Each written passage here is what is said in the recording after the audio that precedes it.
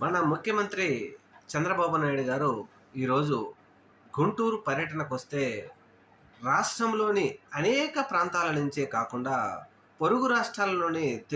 తెలంగాణ రాష్ట్రం నుంచి కూడా జనాలు విపరీతంగా రావడంతో గుంటూరు మొత్తం కిక్కిరిసిపోయింది. కొన్ని గంటల పాటు ట్రాఫిక్ మొత్తం అంతరాయం కలిగింది. ఆంధ్రప్రదేశ్ రాష్ట్రంలో నుంచి వచ్చిన ప్రజలందరూ 2024 సార్వత్రిక ఎన్నికల్లో ఇచ్చిన హామీలన్నీ చంద్రబాబు గారు నెరవేర్చారని, ఆ హామీలను నెమరు వేసుకుంటూ సూపర్ సిక్స్‌లో ముఖ్యంగా తల్లికి వందనం గానీ, రైతు భరోసా గానీ, ఫీజు రీయింబర్స్‌మెంట్ కానీ, 50 సంవత్సరాలు నిండిన మహిళలకు ఉచిత పెన్షన్ గానీ, ఉచిత బస్సు దగ్గర నుంచి, వాలంటీర్లకు 10,000 జీతం దగ్గర నుంచి అనేక సంక్షేమ పథకాలన్నీ నెరవేర్చి ప్రజలను